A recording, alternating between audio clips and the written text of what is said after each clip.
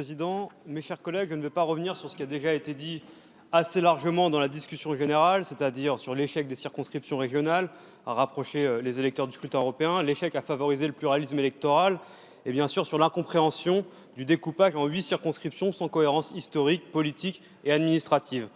Au fond, le cœur de cet article 1 que nous examinons, ce n'est pas tant l'évolution du mode de scrutin ou la forme que devrait prendre la future circonscription européenne, mais plutôt de savoir comment nous remettons les questions européennes au cœur du débat politique national en France dans la perspective des élections européennes de 2019.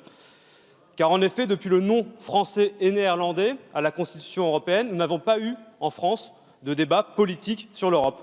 Le débat européen dans notre pays a été abandonné aux extrêmes. Les grands partis politiques traditionnels qui auraient dû défendre l'Union européenne ne l'ont pas fait depuis lors. Et donc nous avons vu le débat européen accaparé par les forces d'extrême droite et d'extrême gauche. À cet égard, l'établissement des listes nationales, c'est la garantie de voir s'exprimer clairement en 2019 les programmes de chaque famille politique sur l'avenir de l'Europe et sans équivoque. Les listes régionales ont contribué à diluer le débat européen aux dépens des électeurs qui n'en percevaient plus les enjeux. Avec les listes nationales, la donne est simple. Chaque formation politique devra se défendre d'une position homogène pour être entendue de ses électeurs. Et au fond, c'est peut-être ici ce qui dérange celles et ceux qui luttent contre le retour à cette circonscription nationale, c'est que certains n'ont pas de ligne politique sur l'Europe et qu'aujourd'hui ils ne sont pas audibles sur le sujet. Et le vote de la semaine passée sur la résolution des Insoumis sur le CETA l'a démontré.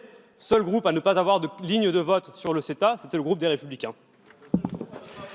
Je vous remercie.